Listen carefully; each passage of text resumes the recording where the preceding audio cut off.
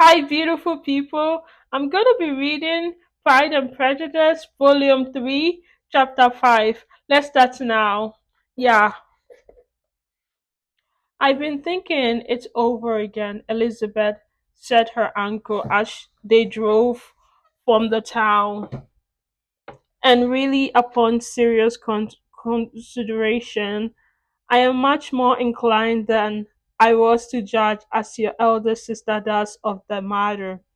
It appears to me so very unlikely that any young man should form such a design against a girl who is by no means unprotected or friendless, or who was staying in his colonel's family, that I'm strongly inclined to hope the best.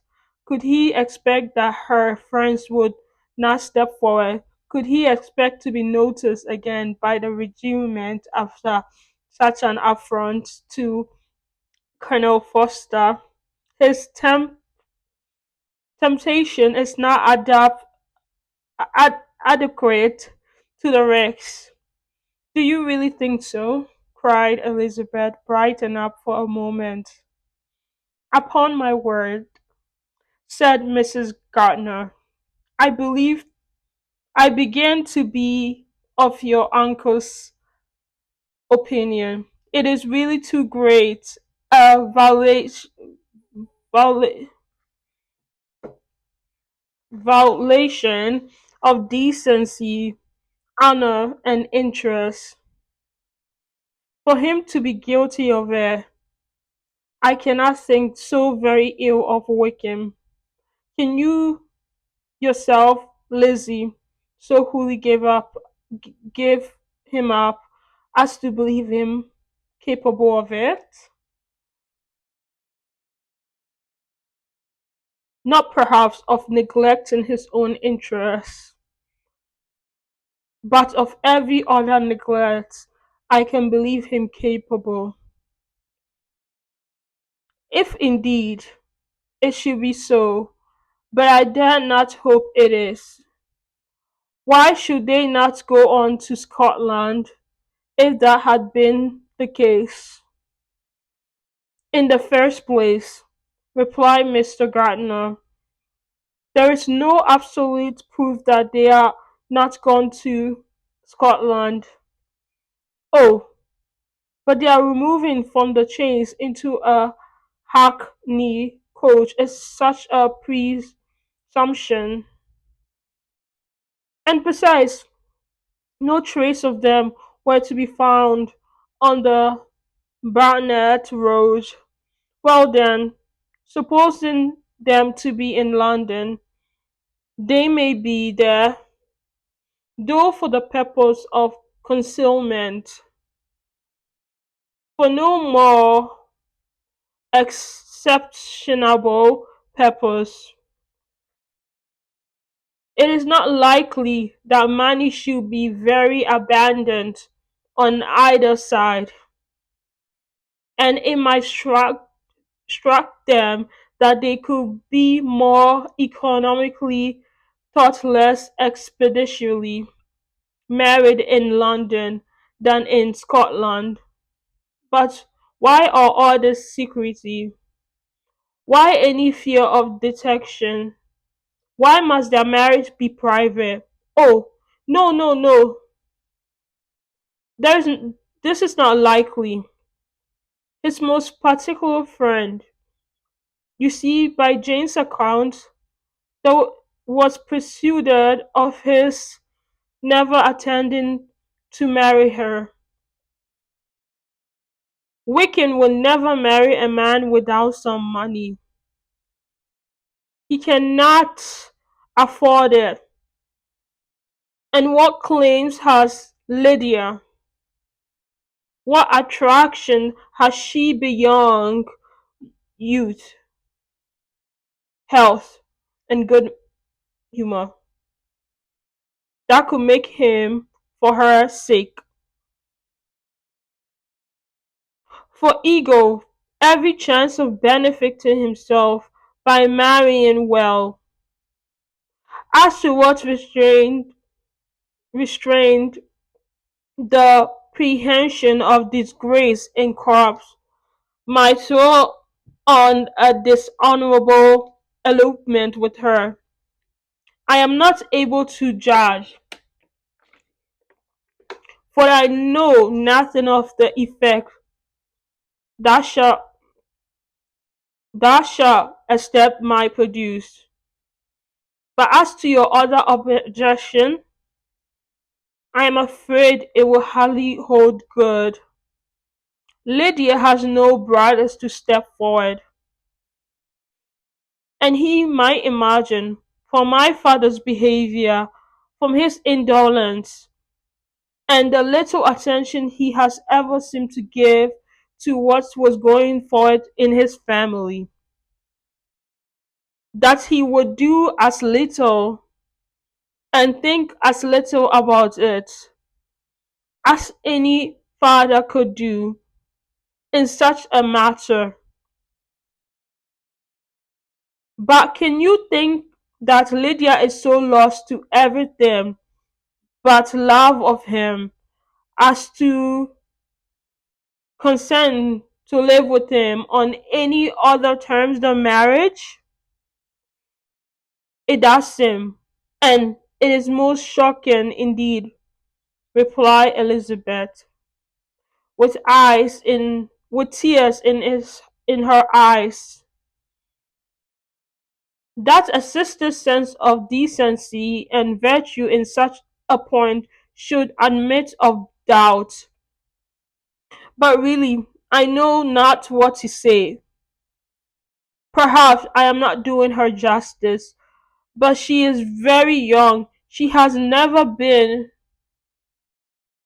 taught to think on serious subjects, and for the last year, nay, for a 12 month, she has been given up to nothing but amusement and vanity.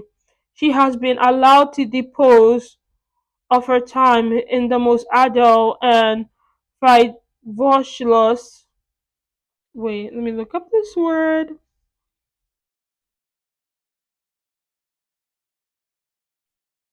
Frivolous. Huh? Frivolous. Frivolous. Frivolous. Frivolous manner, and to adapt any opinions that came in her way, since the sheer were first quartered in Meryton, nothing but love, flirtation, and officers have been in her head. She has been doing everything in her power by thinking and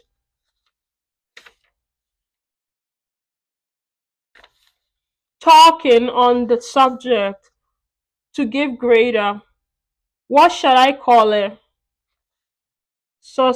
Wait, look up this word.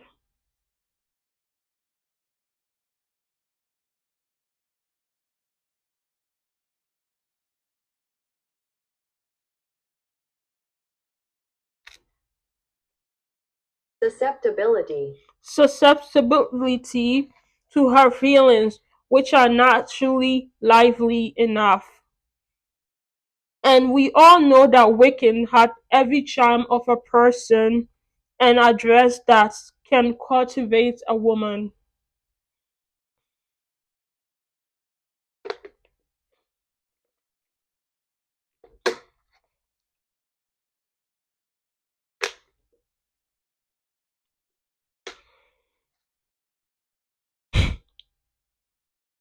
But you see that Jane, said her auntie, does not think so ill of Wickham as to believe him capable of the attempt.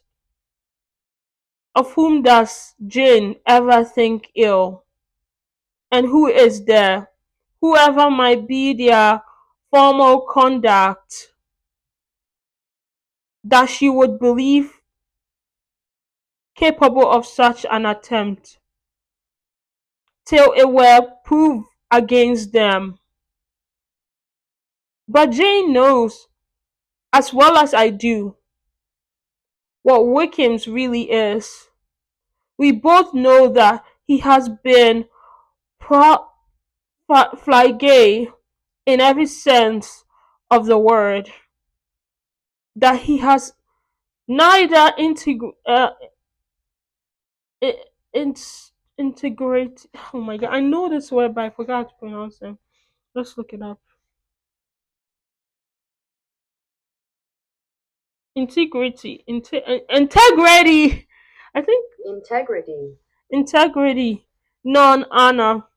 That he is as false and deceitful as he is insinuating.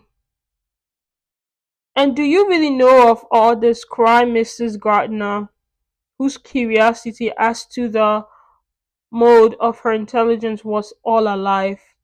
I do indeed, replied Elizabeth Halloran. I told you the other day of his infamous behaviour to Mr. Darcy, and you yourself, when last at Longbourn, heard in what manner he spoke of the man who had behaved with such forbearance and liberality towards him. And there are other circumstances which I'm not liberty, which is not worthwhile to relate. But his lies about the whole Pemberley family are endless. From what he said of Miss Darcy, I was though roughly wait, let me look at this word before I start. Oh my goodness. Thoroughly. Thoroughly prepared to see a proud, reserved, disagreeable girl. Yet he knew to the contrary himself. He must know that she was as amiable and unpretending as we have found her. But does Lydia know nothing of this? Can she be ignorant of what you and Jane seems well to understand? Oh yes, that that is the worst of all. Till I was in Kent and saw so much both of Mr. Darcy and his relation, Colonel Fitzwilliam, I was ignorant of the truth myself. And when I returned home, the sheriff was to leave Meryton in a week or fortnight's time.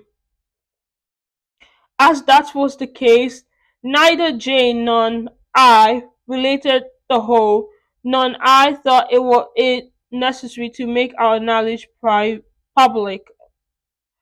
For of what use could it apparently be to any one that the good opinion which all the neighbourhood had of him should then be overthrown, and even when it was settled that Lydia should go with Mrs. Foster, the necessity of opening her eyes to her character occurred to me.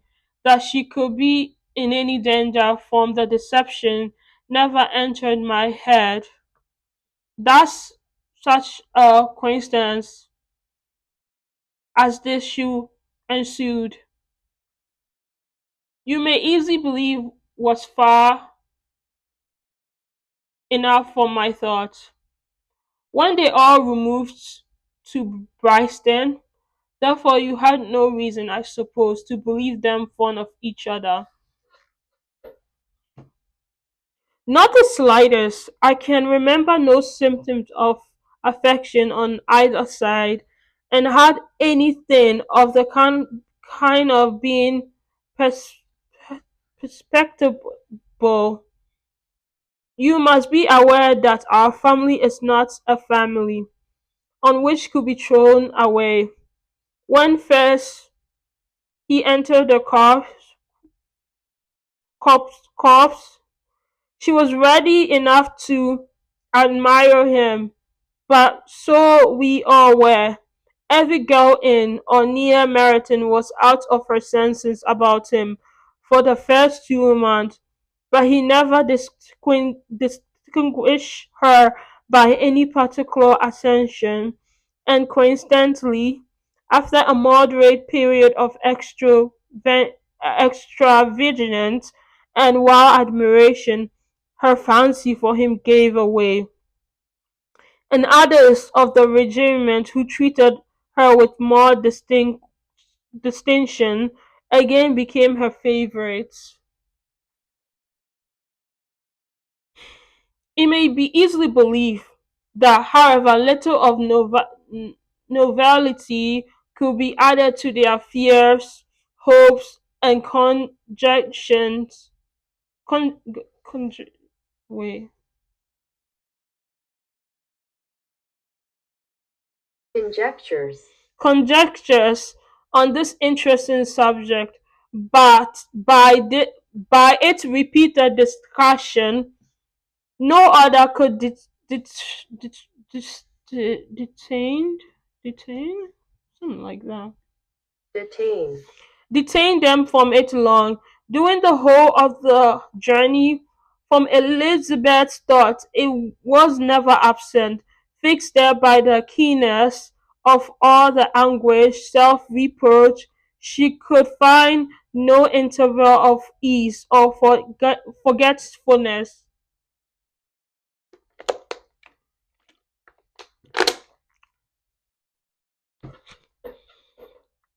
They travel as expeditiously as possible, and sleeping one night on the road, reach Longbourn by dinner time the next day.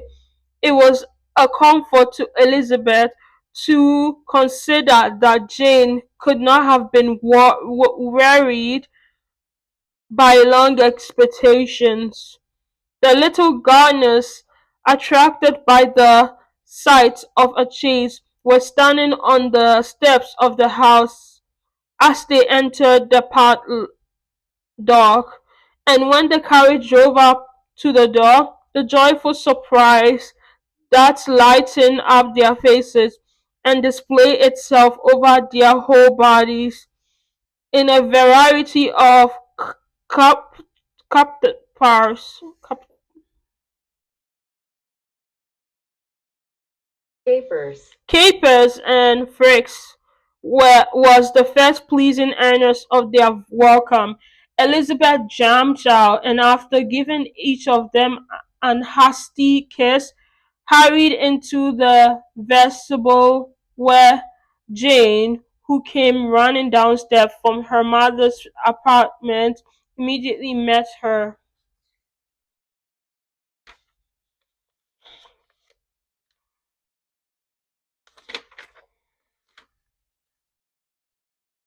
Elizabeth, as she affectionately embraced her, while tears filled the eyes of both, lost not a moment in asking whether anything had been heard of the fugitives.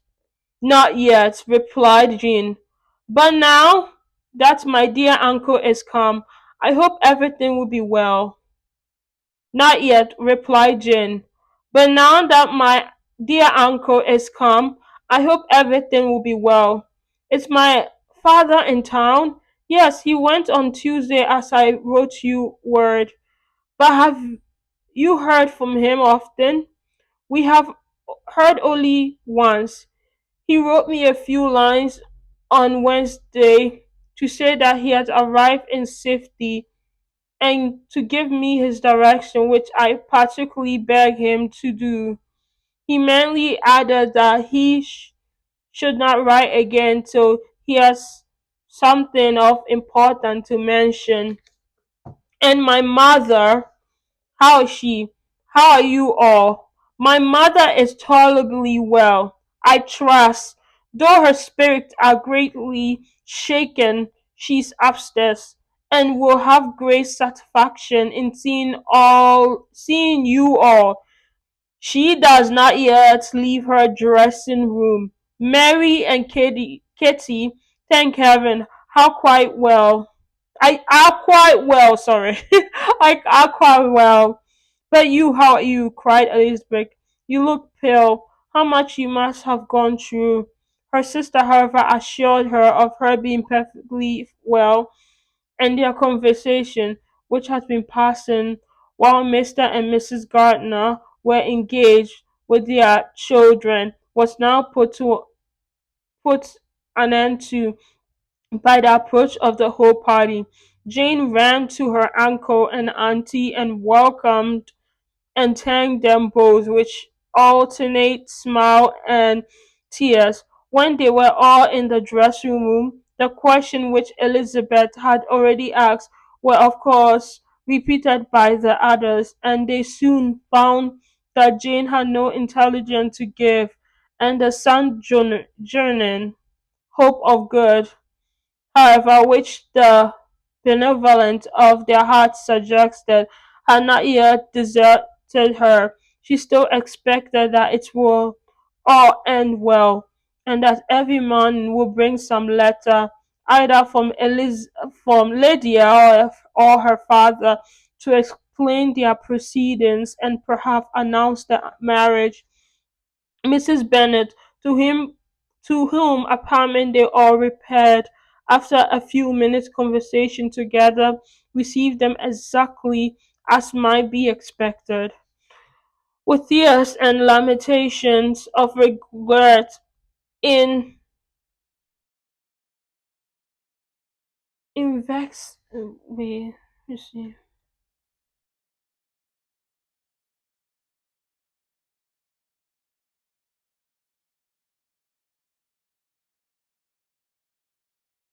Invectives. Invectives.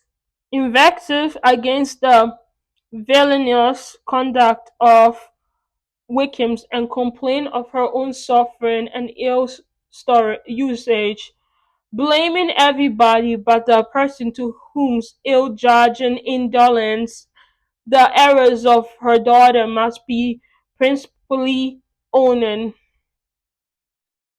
If I'd been able, said she, to put my point of going to Brixton with all my family, this would not have happened. But poor dear Lydia had no one to take care of her. Why did the Fosters ever let go out of their sight? I am sure there was some great neglect or other on their side, for she is not the kind of girl to do such a thing. If she had been well looked after, I always thought they were very unfit to have the charge of her, but I was overruled, as I always am. Poor dear child. And now here's Mr. Bennet gone away, and I know he will fight Wickham wherever he meets him, and then he will be killed, and what is to become of us all? The Collinses will turn us out before he's cold in his grave, and if you are not kind to us, brother, I do not know what we all shall do. They all exclaimed against such traffic ideas, and Mr. Gardner, after general assurances of his affection for her and all her family, told her that he meant to be in London the very next day, and would assist Mr. Bennet in every endeavour for receiving Lydia. Do not give away to useless alarm, added he, though it is right to be prepared for the worst. There is no occasion to look on it as certain. It is now quite a week since they left Brighton. In few days more we may gain some news of them. Until we know that they are not married and have no design of marrying, do not let us give the matter over as lost. As soon as I get to town, I shall go to my brother and make him come home with me to Great Church Street, and then we may consult together as to what is to be done. Oh, my dear brother, replied Mrs. Bennet, that is exactly what I could most wish for. And now do, when you get to town, find them wherever they may be, and if they are not married already, make them married. As for the wedding clothes, do not let them wait for it. but tell Lydia she shall have as much as money as she chooses to buy them after they are married. And above all things, keep Mr. Bennet from fighting. Tell him what a dreadful state I am in, that I am frightened out of my wits.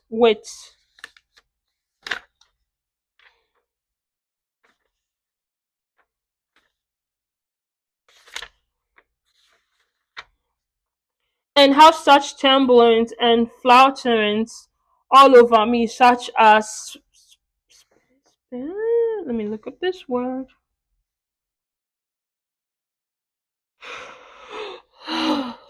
Spasms. Spasms in my side, and pain in my head, and such beatings at heart that I can get no rest by night, none by day. And tell my dear Lydia not to give any directions about her clothes till she has seen me, for she does not know which are the best warehouses. Oh, brother, how kind you are! I know you would contrive it all.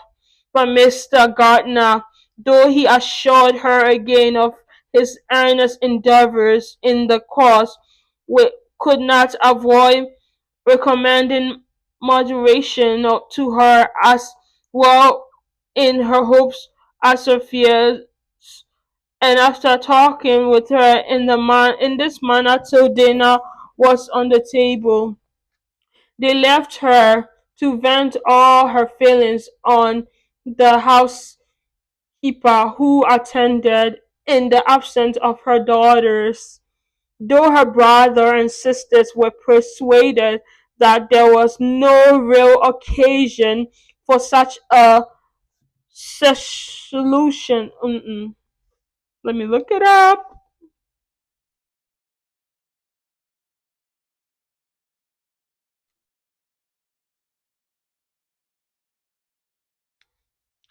Seclusion, Seclusion.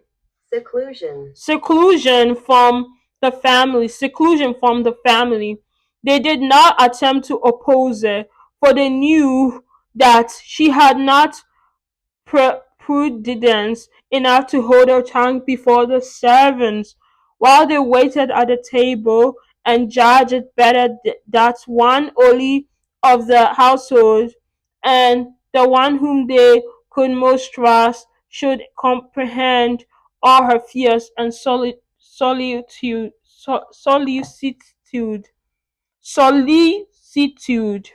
on the subject.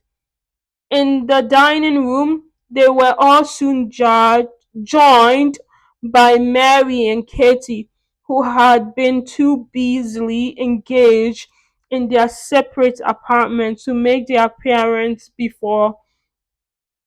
One came from her book, and the other from her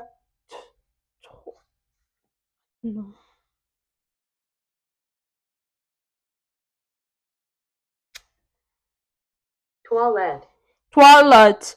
The faces of both, however, were tolerably calm, and no change was visible in either, except that the loss of her favourite sister, or the anger which she had herself inquired in the business, had given something more of fretfulness than usual to the accent of Kitty. As for Mary, she was mistress enough of herself to whisper to Elizabeth with a countenance of great reflection soon after they were sent at table. This is a most unfortunate affair, and tolerably will probably be much talked of, but we must stem the tides of malice and pour into the wounded blossom of each other, and the blooms of sizzling consolation. Then, perceiving in Elizabeth no inclination of replying, she added, unhappy as the event must be for Lydia, we may draw from it this useful lesson, and the loss of virtue in a female is, oh my goodness, let me look at this word. Yeah,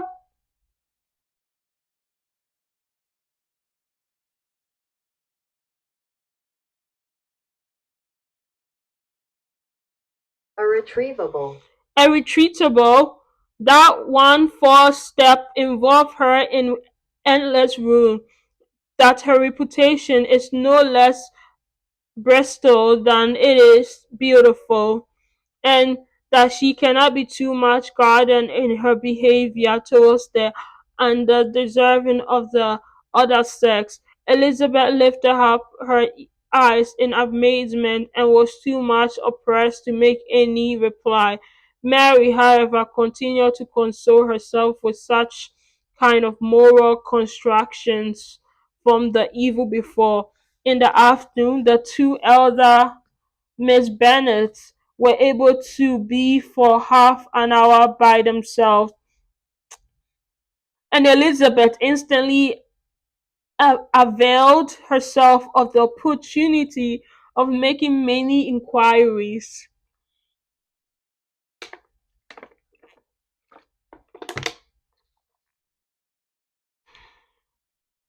which Jane was equally eager to satisfy.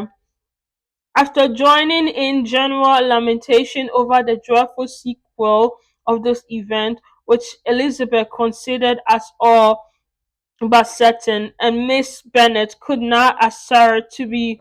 I've seen this. I don't know if I'm pronouncing it. I keep pronouncing Hooley. Hooley. Is it Hooley? holy, Wholly impossible. Impossible. The formal continued the subject by saying, "Please tell me all and everything about it which I have not already heard. Give me further particulars. What did Colonel Foster say? Had they no apprehension of anything before the elopement took place? They must have seen them together forever."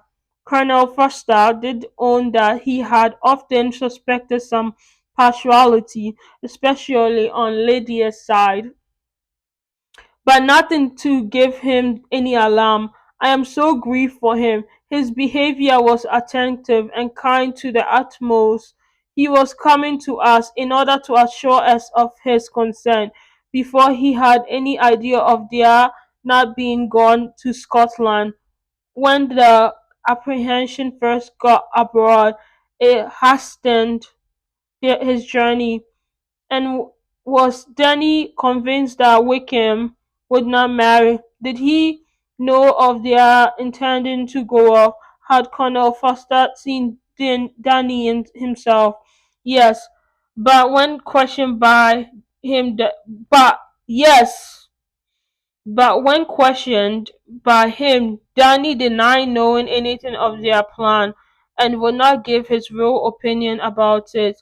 He did not represent his persuasion of their not marrying, and from that I am inclined to hope he might have been misunderstood before, until Colonel Foster came himself.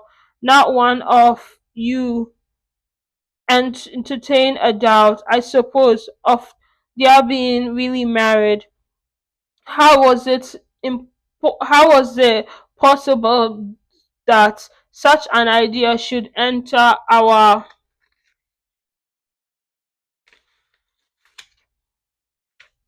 brains?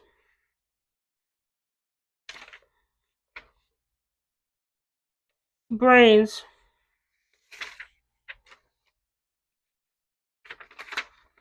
Brains.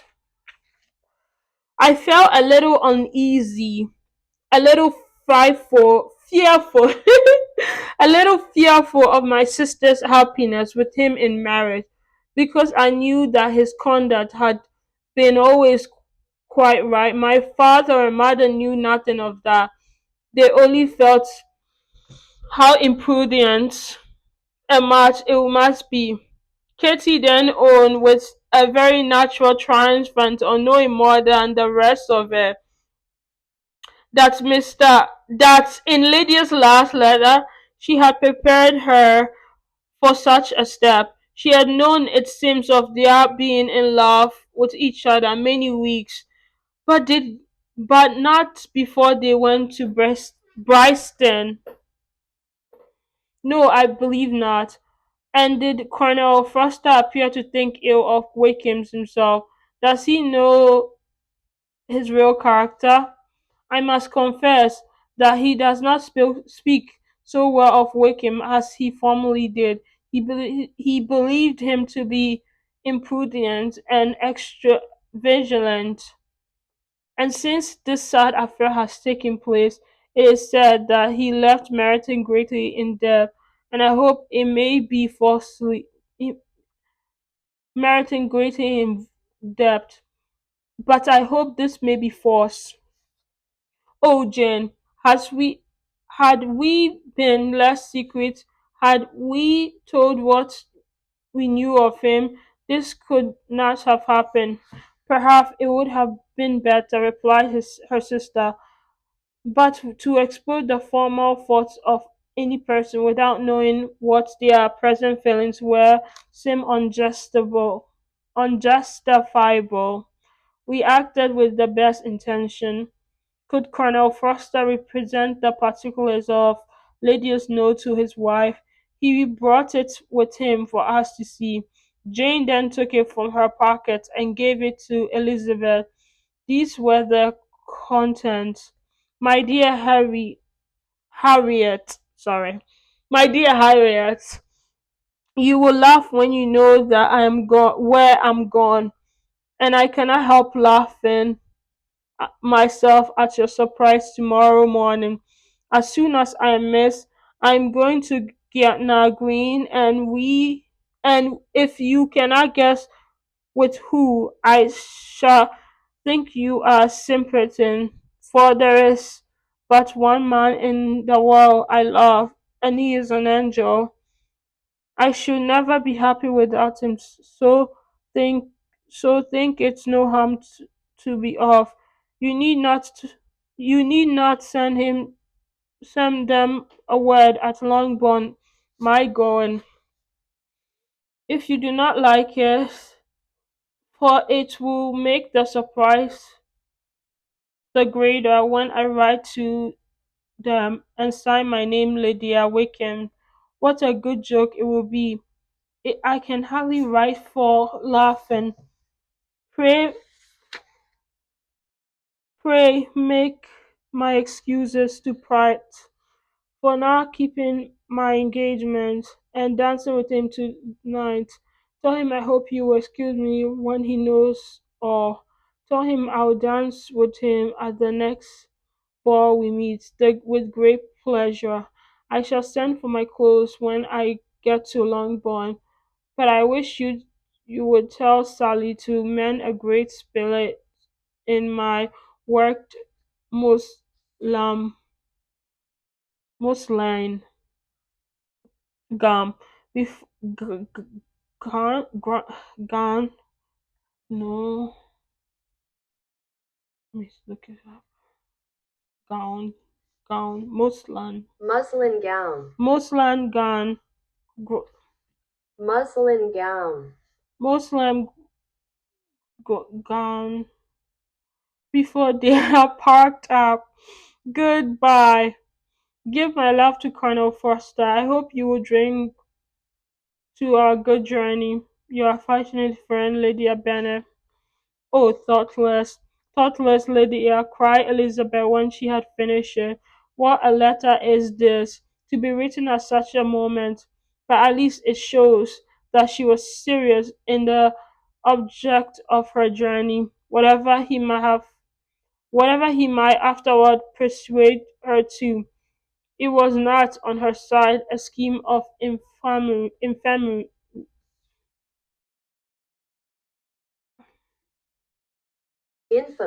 infamy. My poor father, how he must have felt it. I never saw anyone so shocked. He could not speak a word for 10 minutes. My mother was taken ill immediately. the whole house in such confusion. Oh, Jane, cried Elizabeth, was there a servant belonging to it who did not know the whole story before the end of the day? I do not know. I hope there was. But to be guarded at such a time is very difficult. My mother was in. Let me look up this word. Hysterics. My mother was in hysterics, and though I endeavored to give her every assistance in my power, I'm afraid I did not do so much as I might have done. But the horror of what might possibly happen almost took from my falsities. Your attendance upon her has been too much for you. You do not look well. Oh, that had been with you.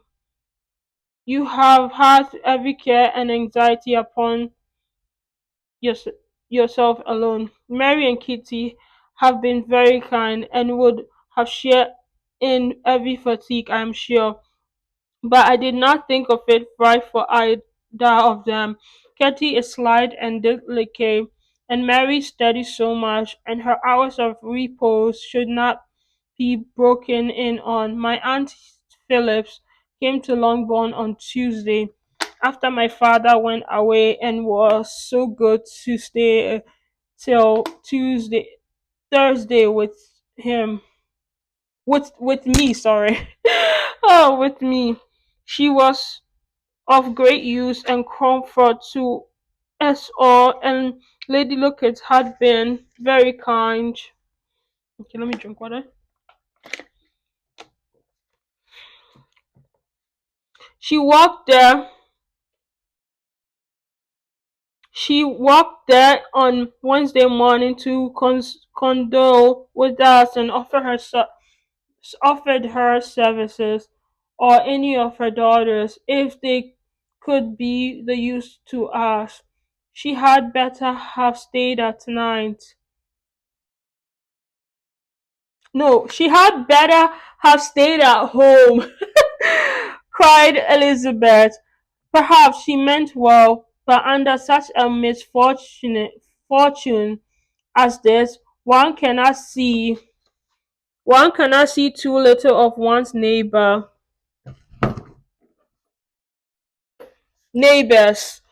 assistants, assistants,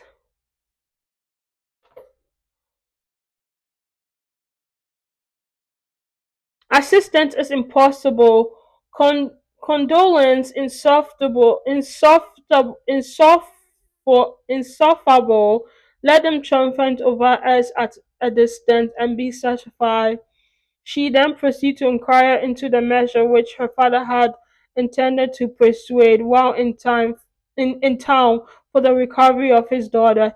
He meant, I believe, replied Jane, to go to Epsom and the place where they last changed horses, as see the postilions, and try if anything could be made out of them. His principal object must be to discover the number of the hackney coach which took them from Clapham. It had come with a fare from London, and as he thought the circumstance of a gentleman and a lady's removing from one carriage into another might be marked, he meant to make inquiries at Clapham, and could he could any how discover at what house the coachman had before set down his affair. He determined to make inquiries there and hoped it might not be impossible to find out the stand and number of the coach. I do not know of any other design that he had formed, but he was in such a hurry to be gone, and his spirits so greatly decomposed, that I had difficulties in finding out even so much as this. I'm done. I love this. I love this book. I love how engaging it is. Every chapter after chapter, it's very engaging, and I'm so proud of myself for reading this. And I'm gonna read the next chapter tomorrow. Yeah, I'm gonna read it tomorrow. And yeah, thank you, and have a nice day. Bye bye.